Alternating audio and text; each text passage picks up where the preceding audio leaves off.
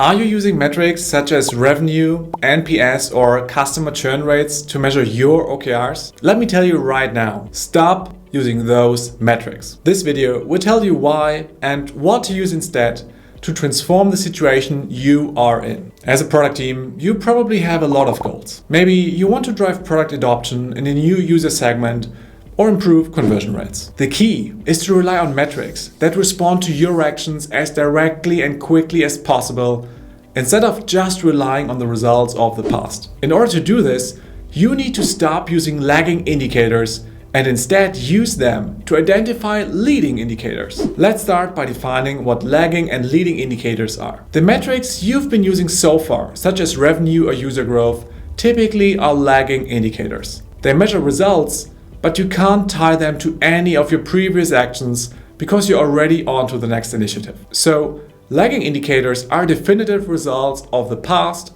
and are easy to spot. But the problem is that they are unresponsive and hard to change for an individual product team. Leading indicators, on the other hand, allow you to adjust actions based on continually measured progress. These change as a direct result of an individual team's contribution. So the change can be measured quickly and influence day-to-day decisions. Some leading indicator examples are the number of daily performed search queries or the number of downloaded marketing templates. Even though those may be difficult to uncover, they act as great predictors of future success. The clear separation of leading and lagging indicators can serve as a critical input for the OKR definition of product teams. But they come with challenges. Ultimately, the more precise categorization of what makes a metric leading or lagging depends on the context a team is evaluating them.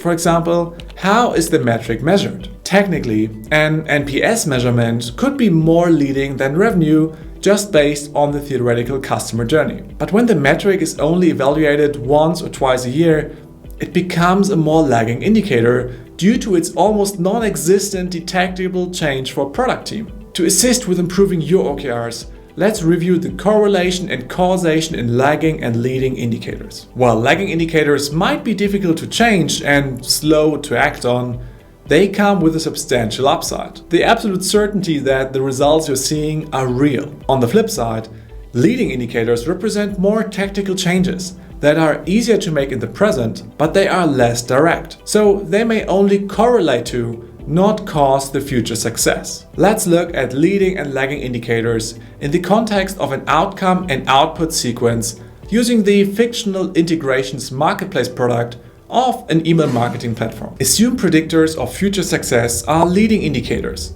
whilst the definitive results of the past are lagging indicators. Under leading, we see input and output. Input in this instance could be the number of hours spent on creating banners, whilst output could be the number of banners promoting integrations. Under lag, we have an impact, which could be the total subscription revenue generated for the business. Where the intersection lies is outcome, which affects both leading and lagging indicator aspects. For example, the outcome could be the number of actively used integrations per user. What is key to identify the right leading indicators for your product? Leading indicators should be derived from lagging indicators by reverse engineering the proven customer journey. You don't want to choose a random metric just because it is technically a leading indicator. But if it's proven that this metric contributes to the lagging indicators that matter from a larger business perspective, this is an important and fair trade-off that enables more product teams to make evidence-informed decisions. Instead of metrics,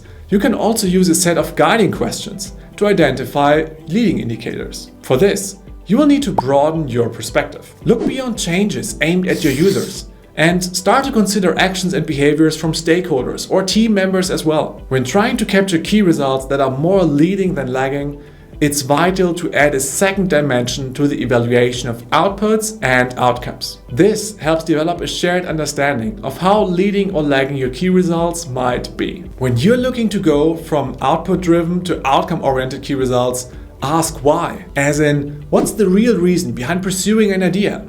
Why does it matter? This helps you to discover metrics that are less descriptive and enable team autonomy. If, on the other hand, you want to facilitate the discussion of going from a lagging to a leading key result, you have to ask what steps users have to complete before the lagging metric can move. This way, you're working backwards to uncover more actionable key results. Let's look at a practical example. Imagine you are in a product team working on an e-commerce shop. In this example, a current strategic priority is increasing the average revenue per customer. This is an ultimate lagging indicator. It's an important business metric which moves fairly slowly and often doesn't allow you to detect changes along the way. Now, if your product team applies the idea of working backward by asking which behaviors or what actions you would have to drive in order to support the lagging indicator, you might land on one of the following metrics. One path could be to drive the number of added items to a user's basket, which could sit on top of an increase in viewed product detail pages,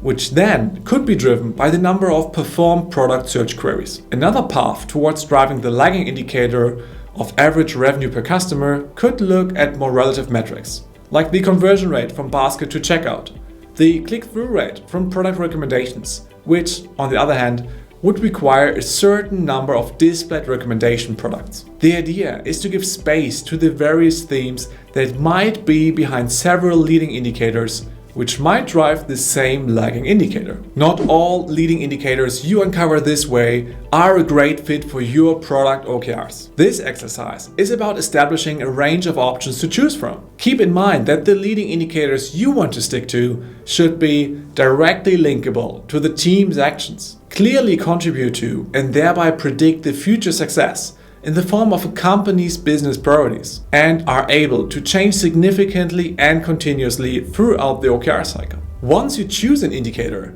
you can use it as framing for generating potential feature ideas that might be worth pursuing to achieve your goals. Let's review potential leading and lagging indicators in a matrix that puts outcome and output key results into perspective. Lagging outcome indicators are results of the past, which could come in the form of metrics like $10,000 of new revenue, a doubled activity index, or an NPS of 79. Leading outcome indicators are all about continuous change, like 400 contact form views, which might be particularly important to fill up your sales pipeline, 57% of a usability test success rate, or a reduction of your API response time by 2%. Lagging outputs, however, can be seen as monolithic projects, such as one MVP released, a completed PRD, or one remote company all-hands meeting. Whilst leading outputs could be a task list with examples such as 5 user interviews completed, 12 live bugs fixed,